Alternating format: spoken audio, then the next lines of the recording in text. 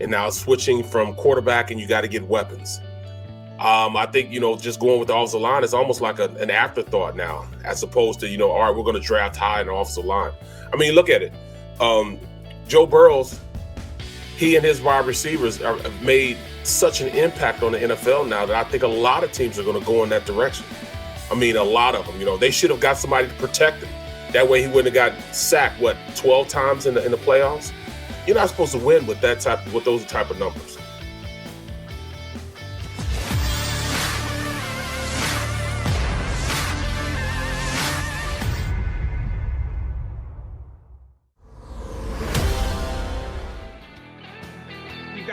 Mac guys, John McMullen and Jody McDonald holding it forth on Bert's 365. We got a little bit of a helping hand. I should say a big helping hand. Former Philadelphia Eagle offensive lineman, now host on the middle here on the JAKIB Media YouTube channel and contributor for NBC Sports Philly. Barrett Brooks joins us. All right, Barrett, first of all, thanks for coming on. Secondly, first question is a trivia question. I asked this of my partner in hour number 1 of today's show, which I'm assuming you weren't up watching and streaming, were you? No, I was asleep. Okay, that's what I figured. No one knocking you for it, but that's good because you don't know the answer to this question. I didn't embarrass myself real quick, Barrett. But okay. This question, but I got a hint. Jody gave me a hint. You did okay. We'll see if you do the same. This year, the Eagles' top 2 draft picks, first and second round, Devontae Smith started almost every game for the Eagles, and Landon Dickerson stepping in, injured, Barrett Brooks, stepped in, started 12 games out of the 17 for the Eagles. Do you know the last year that the Philadelphia Eagles' first and second round draft picks started as many as 12 games in a season? Early returns on high draft picks for the Philadelphia Eagles hasn't always been Howie Roseman's ballywick. Do you remember the last time the Eagles were so lucky to have major contributions from their first 2 picks in a draft in their rookie season? Were they on the defensive side of the ball? One offense, one defense. One offense, one defense. By the way, I thought defense. I was thinking corners right away, but I was thinking corners also. Yeah. One offense, one defense. I know my year in '95, I started and Mamula started, but Oh, by the way, you don't have to go any further. That is the last time the Eagles had 2 rookies step in and play 12 games, start 12 games apiece. 1995, Mike Mamula and Barrett Brooks. So congratulations. You are the answer to an outstanding Philadelphia trivia question.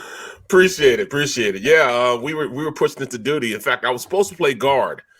They drafted me to play guard, but, my boy Bernard couldn't stay off the weed, man. So, I got pressed into duty early, so I started, and I can remember that. I mean, it was kind of crazy, going in and starting, looking across the huddle and seeing Randall Cunningham was, it's kind of exciting, man. Ricky Waters, Kevin Turner. I mean, it was some stars on that team, and I just happened to be blessed enough to play with them. So yeah, man, that was definitely something. I don't want to get off on too much of a tangent, but I do want to. I think, and you would know better than me, so I'm going to throw it out there. But the combine's coming up, so Mike Mamula is kind of famous for being that first sort of super combine guy who was so good at the combine, jumped up all the boards. He was not as bad as people make him out to be. He was a pretty good football player. Yes. If he had been picked in the second round, people would have went, oh, Mamula's pretty good. Am I overstating that, or are people just too hard on Mike Mamula? No, you're absolutely right. And Mamula played consistent. Like, he had double-digit sack years a couple of years. So, it wasn't like he was just a waste. And he played into a second contract. I didn't play into a second contract. He did. So, I mean, he had some worth. He had some pass rushing ability, man. It was just tough because back then they had great offensive lines then. He had Eric Allen and those guys, I mean, he just played during the time of physicality was how you played the game. It's much different from this year. I mean, these days. But yeah, man, Mamula was pretty good. I liked his get off the ball. He could finish plays. His run stopping is something, that he had a problem with. But other than that, man, he could rush the passer.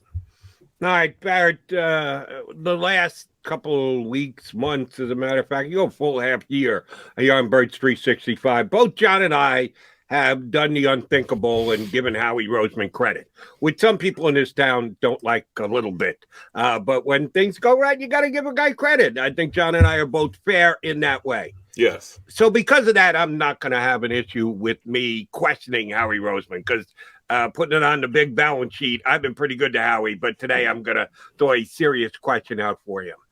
I'm taking you back to after the 2018 season with the Philadelphia Eagles. They win the Super Bowl in 2017, come back the next year.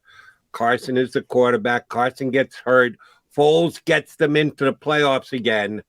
And Howie Roseman et al., and I'm leaving most of this at Howie's doorstep, decided they were going to give Carson Wentz the mega contract extension. It did not work out well. I think we can all agree to that at this point. That decision does not stand the test of time. But let's put it in its proper context. 2017, we know how great Carson was, MVP candidate, up until when he got hurt. Foles did what he did. He comes back 2018, not playing as well as 2017, but not awfully either. And then the Eagles said, we either got to pay this guy or go in another direction. They decided to pay him. A lot has transpired since, and Carson Wentz's character, ability to lead, ability to take criticism is very well come under scrutiny and criticism. Did the Eagles miss all that? Did Howie Roseman et al., Jeff Lurie, and everybody else who decided to give him that money, should we be saying shame on them for not being able to realize, well, wait a minute, we're going to give $130 million to a guy who's not really a leader and gets his hackles up every time somebody questions him or puts a teammate on a pedestal like Nick Foles? How bad a mistake did the Eagles make? I know I can only critique to a point because when they signed him, I said, that's a good move. So I would have done the same thing, but I didn't have the same inside information that the Philadelphia Eagles had. How big a mistake was that, Barrett? Hindsight is always going to be, get the best of us. But, if you talk to players, and I don't know how much this organization, gets to talk to the players and listen to the players. There were some rumblings of him not being a leader, him not getting along with a lot of guys. But, the guys he wasn't getting along with are guys that, you would say don't have they have a kind of a little checkered past, like LeGarrette Blount. He didn't care for him. Alshon's a great dude. He couldn't get along with him. And when you're a leader, you have to, transcend all those type of things. You got to look past those type of things. And Carson wasn't a guy that he could look past that because of his faith. He couldn't look past, some of the stuff. So they thought he was a lot more of a judgmental type of player as opposed to a player that, all right, on the field, we do our thing. But it was just he just didn't go out, saying on the field and play better than his locker room presence. And that was the problem. If you can play past that, then everybody will love you. It doesn't matter if you don't get along with this guy, that guy. But his performance on the field did not put him in a position where they could look past that. So I think they kind of jumped the gun. They tried to do what they've done in the past and sign guys earlier than what their fair market value is. They did it to Ertz, they did it to Lane, and they tried to do it with Carson, and it just didn't work. It backfired on them. Was it a bad decision? Hindsight? Well, we'll say it. Yeah, we'll say it is. But at that time, I think it was a good decision for them to do it. They were trying to, jump and sign him to a contract that was, was team friendly. You look at everybody that signed right after him. I think they got over, because the other guys signed for $10 million more than what he signed for. So it was a great deal for the Eagles. It's just the player didn't transcend the off the field stuff as opposed to on the field stuff. I agree. I think we all said that was a good signing at the time. It was cost effective compared to the rest of the league and the cost of doing business at that particular position. And remember, a lot of this information the Eagles didn't have. They had some of it, as you mentioned, Barrett. He didn't get along with certain guys in the locker room. We all know those stories, Joe Santoliquito. We all know, friend of the show, some of the issues. No question those existed. But then you had the drafting of Jalen Hurts. That was after the signing. He didn't take that well. You had the pandemic, and one of the reasons he's on his way out of Indianapolis is because, hey, you're the leader of this football team. And not trying to be political here, but, the best ability is availability. If you're not going to get vaccinated, you're not going to be the leader of this football team. That certainly seems to be what Bob Irsay is saying in Indianapolis as far as the leadership issues. So a lot of these things came up afterward. In the moment, that was a good signing by Howie Roseman. And Jalen Hurts was selected to be the backup quarterback because Carson couldn't finish seasons. Yep. So it made sense from a football perspective, but it's about more than football, and egos start getting involved and all that kind of stuff. So can you blame a GM for that? I don't know. How do you grade it as far as, the human nature aspect of this game and this sport? Can anybody be an expert in that? Well, that's the problem. You can't, because locker rooms are very cliquish. And when they're cliquish like that, you got to have a guy that can get along with those cliques. And if they're the leader on the team, you got to be able to communicate with others on the team. It got to a point where Carson wasn't able to communicate with those guys, and those guys didn't want to communicate with him.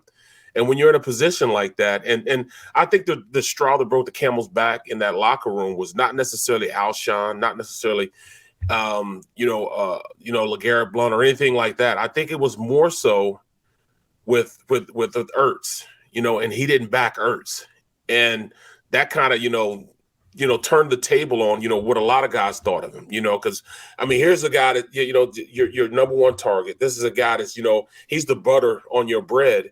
And you couldn't back him. And that's one of the things that everybody looked like, wow, if you don't back your boy, I don't have a snowball's chance of being a guy, that you're going to be cool with. You know what I mean?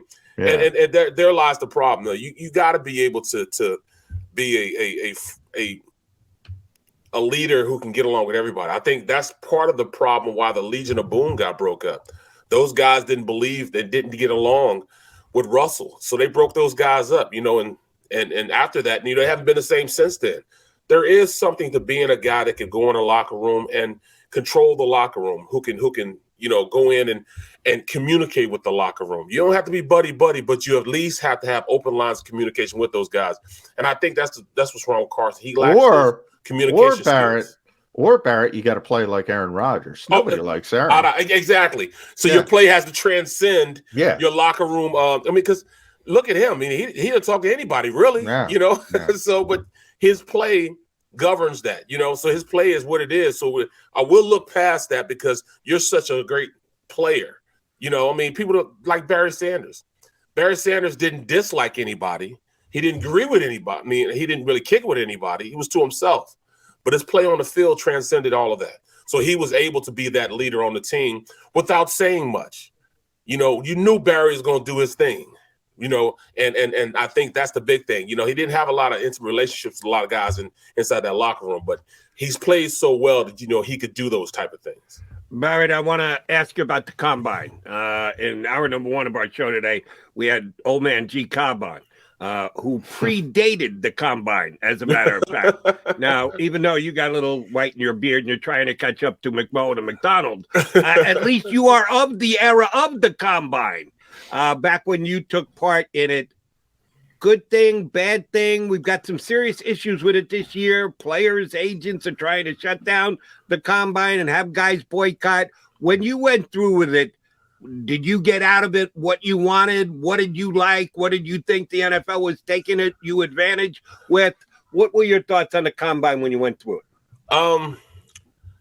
I participated in the Combine. I actually kind of tweaked my hamstring a little bit in the Combine back in the day when I could run. I ran a 5.40, and, I had a 32-inch vertical. But, bench press, kind of killed me a little bit because I only did it 26 times, and they only counted 24. So that kind of killed me because, they were at the time they had running backs doing that. I think the average for an offensive line was like 28, and I was at, 24. So that kind of hurt me a little bit. But, the Combine helped me out also, being a guy that's over 300 pounds that could run a 5 flat 40. It helped me. It kept me where I was supposed to be, right around that first round range. But my combine was different because it was messed up. You know, I was supposed to be drafted in the first round, but you know, my draft, we had all that stuff with, you know, Warren Sapp tested positive for weed. There was like 12 guys that tested positive. There were 12 guys smoking weed in the you know, in like 2 rooms where they stuck towels underneath the door. You should have been used to it when you met Bernard Williams. Well, yeah. So that's what I'm saying. Your combine tested tough with the weed. So I just stepped right in. You know what I mean? But you know, that's what kind of messed the whole draft up. You know, Mamula going where he went and Sapp falling down. Sapp was by far, he might have been the best player in that draft. You know, and you know, he dropped down to like 15 or something like that. You know, so that it was just a crazy draft. You know, I can remember, you know, guys like, I think his name Kilpatrick from Miami or Florida State, 1 or 2 defensive end. I mean, those guys, you know, they teams would come up and ask them a question. They'd be like, "Who are you? What team are you from?" Oh, they were like, "Oh, you guys picked too far down the list, too far down the first round to talk to me right now." I was like, "Wow." It was different. Guys were different back then. Yeah, and that's, you know, part of the thing they're trying to do with the combine, trying to get to know players. I think that part of it is more important. That and the medical part of it's more important than the 40 times and absolutely and that kind of stuff. And that's what they're sort of haggling over. But I want to bring up Daniel Jeremiah for this reason, Barrett, and you're a unique person to ask about this. Daniel, who obviously is the NFL Network's lead draft analyst now, used to work for the Eagles back in the end of the Andy Reid era. And he recently put out, you know, how you build a modern NFL team. And I was a little surprised because he comes from that Eagles philosophy. And obviously it starts with quarterback. We all know that. It starts with quarterback. Starts with Ed Rusher. You either get the quarterback, get to the quarterback, which we said on this show a couple times. And then he said, explosive playmakers, multiple explosive playmakers, and make sure there are no tomato cans on the offensive line. So a little lessening, like you can't have a terrible player on the offensive line. But I'm surprised Daniel, of all people, didn't start up front, which is what the Eagles preach after quarterback. Quarterback, we all know, is number 1. But all right, do you sense that shift in the NFL? Yes, and I think Daniel Jones is definitely responding from a place of being around Andy and trusting Andy. And look what Andy has accomplished these last few years. His explosive plays. You know, yes, they drafted high in the first round with you know, the 2 tackles, but neither one of the tackles are there right now. But all their explosive players are there. So I think they look more so at explosive players as opposed to looking at, you know, building an offensive line. Both teams that, you know, that in the AFC, they don't really care about the offensive lines, but they're scoring a lot of points because those guys are just so fast. With the Kansas City Chiefs, you look after, you know, they went and the Bills went and got their receivers, you know, became more explosive. Teams are starting to do that now, and they're seeing the results of it. You know, Cincinnati, their offensive line sucks, but the explosive players that they have 4 legitimate number 1 receivers on their roster. 4. So, you know, I mean, at this point, 3, I'm sorry. I was thinking of tight end also when I say receiver also. But they have legitimate weapons that allow them to get the ball out of their hands faster, and the playmakers get the ball. Once they get it, then they make that's when they go out there and make big plays. And I think that's what the philosophies are. You know, the philosophy of the NFL is starting to go in that direction. When I got in the NFL, it was all about offensive line and running back. And then it just kind of switched to quarterback. And now it's switching from quarterback, and you got to get weapons. I think, you know, just going with the offensive line is almost like an afterthought now, as opposed to, you know, all right, we're going to draft high in the offensive line. I mean, look at it. Joe Burrows, he and his wide receivers have made such an impact on the NFL now that I think a lot of teams are going to go in that direction. I mean, a lot of them, you know, they should have got somebody to protect him. That way he wouldn't have got sacked, 12 times in the playoffs? You're not supposed to win with those type of numbers. To get hit that much and Yeah, he sacked that got much, you're not sacked supposed to 9 win. times against Tennessee and 7 times against the Rams. And Oh, they were still 16. Yeah, see, they were still one field goal away from. And hey, if they convert that 4th and 1, they're probably going to win that game. there's no question they'd have won that game. So yeah, it has transitioned from offensive line play to now explosive weapons. You know, I mean, everybody's trying to follow suit now and get those type of players. So it's almost like, you know, Andy Reid has changed his philosophy, and I think people starting to look at that and go in the same direction. All right. I want to stay with the offensive line, Barrett, but make it a little bit more narrow focus. Talk about an individual. Your experience, and again, a couple years removed, players getting ready for the 2022 season might not be exactly the same as when Barrett Brooks was doing it, but you had an off-season calendar. Season ends, Barrett Brooks kicks back, relaxes, doesn't get together with Bernard Williams, but does let some steam off. And then at some point, you start to get ready for the next season. And you do what you've got to do, working out, weightlifting, whatever your off-season routine is, you get it underway, you implement it, you take it all the way till OTAs, into camp, and the entire next season. Can we learn anything from what Jason Kelce is doing today? If we had a spy at Jason Kelce's house and we could figure out what he was doing today, we're 3 weeks away from the beginning of the NFL yearly calendar. Most people believe Jason will let the Eagles know whether he is planning on coming back or not. He won't do them dirty and make them wait and think and wonder. He'll be very upfront with them and tell them what he's going to do. How do we find out by Jason Kelce's actions if he's leaning toward playing or leaning toward coming back? When was your offseason officially back on that you said, all right, I got to start to think about football again, work it out mentally, whatever it needed to get ready for the next season? Do you remember what your offseason calendar was like? You know, for the first 2 months, it's 2 weeks on. So, I mean, first 2 weeks I would take off. But then after that, I'll go 2 weeks on, 1 week off, 2 weeks on, 1 week off, until we got to free agency. And when free agency opened up, that's when you really start running and getting in shape, because then you're going out and you're interviewing for other teams. He's not doing that. So he'll probably do the same thing, 2 weeks on, 1 week off, 2 weeks on, 1 week off, until he gets to right around the time that OTAs start. Then he'll start working out every single day, get his body in optimum shape. He's not one of those guys that's not going to work out. He'll always work out because he knows he'll get smaller. You know, he's in a different he has a different framework of his body. Like if he stops working out, he's going to drop weight. Most guys, when they stop working out, they gain weight. Well, he'll drop weight. So he has to consistently go out there and make sure he's lifting as much as he can and keeping his size up, keeping his bulk, keeping his muscle mass up. And that's that's kind of a good, problem to have, that he has to work so hard to keep weight on. Me, I see food and I gain weight, but he'll lose weight before if he stops working out. So he'll stay and work a lot harder than most guys in off season. I see Kelce as a guy. He's gonna bring it back one more year. He thinks this year was a year that the team itself didn't go out there and play up to the optimum ability. So I think he will make sure that he comes back and plays.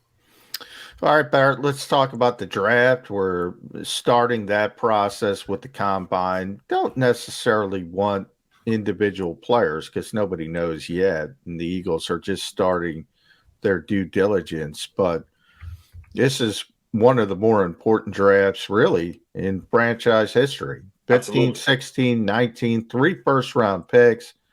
I just talked about it. Look, J.J. Arcega-Whiteside in 2019 didn't work. Jalen Reagor 2020 didn't work. Devontae Smith, it did work. You need multiple playmakers. Does this team have multiple playmakers? If you got the green-colored 10 at America's Best, maybe Quez Watkins is a playmaker. He's not T. Higgins. Right. We don't have an explosive player right now. Now, they don't have, Greg Ward and Tyler Boyd. They got Dallas Goedert and Devontae Smith. Are we going a 4th straight year to try to get a playmaker at some point with one of these 3 first-round picks? I would think so. I think they are going to go out there and get them a wide receiver. And it might be the last pick. And if they're going to spend all 3 picks in this draft, I think it'll be their last pick. Was it pick number 19? 19. I think they will go out there and get them a playmaking wide receiver. And there's a lot of guys you can go to. I mean, even a guy like Jameson Williams, even though he's hurt, I mean, that's an explosive type of player. That's the player that we need to go out there and get. Remember Drake from USC, a big 6'5", Mike Evans type of player. But they're definitely going to have to need a wide receiver. The biggest need that they have, they're going to have to get a pass rusher. Whether it's Johnson from Florida State or Ojabo from Michigan, they have to get somebody that can heat up the quarterback. They just don't have it right now on a consistent basis. When have we had a double-digit sack guy? When was the last time we had a double-digit sack guy? What was it, Fletcher Cox 3 years ago? So, yeah, it's been a while. Yeah, so we need a double sack guy. We got to go out there and get a double digit. So we have to draft high with that. And I wouldn't mind if they got 2 guys, as far as rushing the passer. I would say spending that draft capital on the guy that can rush the passer and create pressure is definitely what they need to do. And then I'll have my dream pick, and I must be out kicking it with Bernard Williams when I say this because they're not going to do it. But, I think I'll say we're going to get a linebacker. We should get a linebacker. But, hey, I mean, I'm up in smoke for thinking of that. They're just not going to do it. They need to. Dean will be there, but I doubt seriously if they do it. But they need a guy in the middle that, you fear. I keep telling people all the time, when you look across the line of scrimmage and you see a guy, like Ray Lewis, knowing that you have to get to him or he's going to wreak havoc and bust it up, you're just not going to have an offensive line fear the guys that we have. If we get a guy like that, it makes things totally different. Ask Dallas. They got that for him, and what happened? He's a game changer. We need that type of game changer in the middle of the defense. That's Howie Roseman's worst fear. Nakobe Dean is available when the Eagles get on the clock. Yeah. That's going to be a problem, Barrett, if it gets to that. All right, I want to go prior to the draft. Free agency, a hypothetical for you. 2 guys who I like that are going to be very highly rated, very highly pursued, pretty damn highly paid at positions where we both agree the Eagles could use an upgrade. Sounds like a law firm, but it's not. Williams and Williams.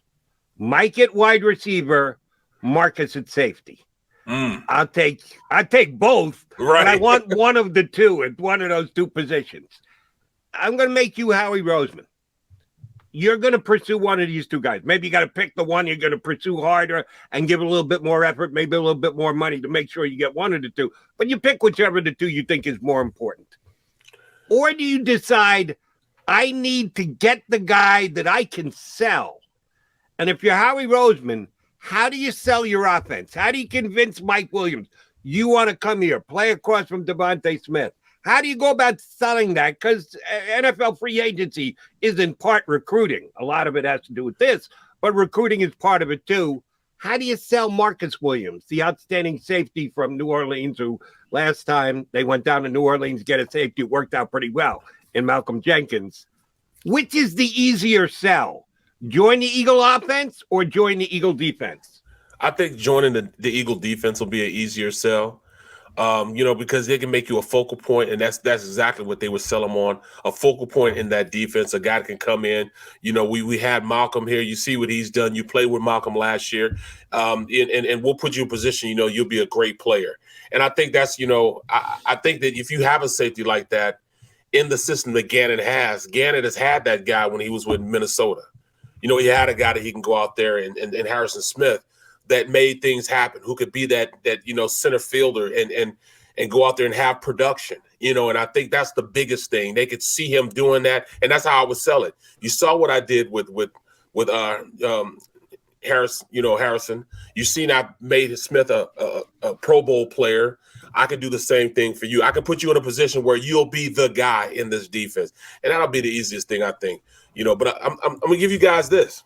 I'm saying we go out there and be and go in and free agency and just ravage the Dallas Cowboys.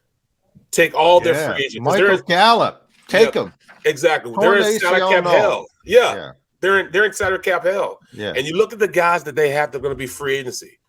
Randy Gregory, free agent, somebody that can rush the passer, who can give you 10 sacks, And a proven rusher. And everybody can have some fun with Randy Gregory. Exactly. Yeah. Or you go to Leighton Vander Esch. I loved him when he was coming out the draft out of Boise State. A guy that nobody's really talking about, who played well at the end of the season. I actually played with his pops. Is Cedric Wilson. I played with his pops with the Steelers. We won a Super Bowl. Yeah, I like Cedric.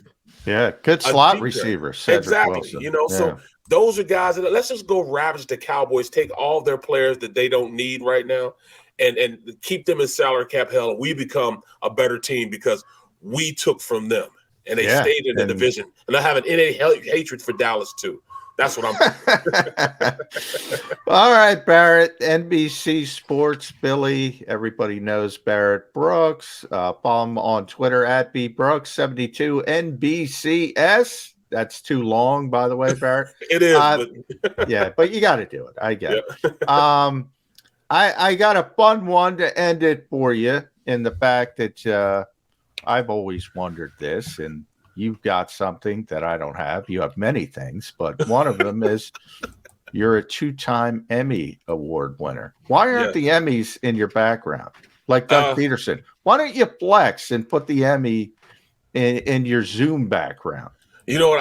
I started to. I did earlier, and they put me down in the cellar, and they keep the enemies in the we call it the sitting room, but it's like the living room that people can go in. We got the living room you can't go in, and we got the living room everybody watches TV in. They're in the living room you can't go in, so nobody ever sees them because you can't go in there anyway. I got you. But yeah, that's what's going on. I'm in the cellar, in the basement. They just put me in, let me come down. You go downstairs and talk. We don't want to talk. You go downstairs and talk to the people down there. So that's what it is. All right, Barrett. Last one from me. Will you later in the day be talking Joaquin Neiman? Joaquin Neiman. Joaquin Neiman. Because you're going to be working with Harry Mays, Mr. Golf, and he won the Genesis Open this week. There we go. Yeah. That's why. Is Harry going to subject you to golf talk later on today? Well, I'm going to tell you this. Harry is off for the week. Oh, he gave me the boot. He's off for the week. He's down in Florida right now playing golf as we speak. In fact, when he's off because he's not even going to check in or anything. He is off. I may not even get a text from Harry. Phone is off. Yeah, that's the right way to do it, Harry Mays. Good for Harry. I didn't even know we were going to pimp him and not even score any points with it. That he's not paying attention. I love Jody brought up Joaquin Neiman. It was a blank base on both me and Barrett. Right. Like, what the hell is this guy talking about? I've never heard of that player. I'm a quasi golf guy, not as big a geek as Harry is, but I'm a quasi golf guy, and I did watch Neiman win yesterday. Oh, okay, Barrett. So you going solo or somebody else hopping in with you? Who's hopping in with you on the middle today? You know what? I think we're gonna have big what's not Joaquin Neiman. Somebody else. No. Dan Silio? We got Big Seals. Yeah. I don't like to call him Big Seals, and I was like, what? Dan, Big Seals. Okay, I'll give it Big Seals. Big Seals. It's coming up with Barrett later on today. Double B, always a pleasure, brother. Appreciate you hopping on. We'll get you on prior to the draft, probably when free agency starts. Thanks for jumping in today. We got to talk before even the draft. We got to talk about this. Everything that's come up as far as free agency, man. So this could be a big free agency period. They have money to spend now. This will be a big free agency period for the Eagles also. You got that right. Barrett, always a pleasure. Barrett Brooks, I'm Birds 365. All right, we'll come back, put a bow on the show. Time is running nigh here on Birds 365.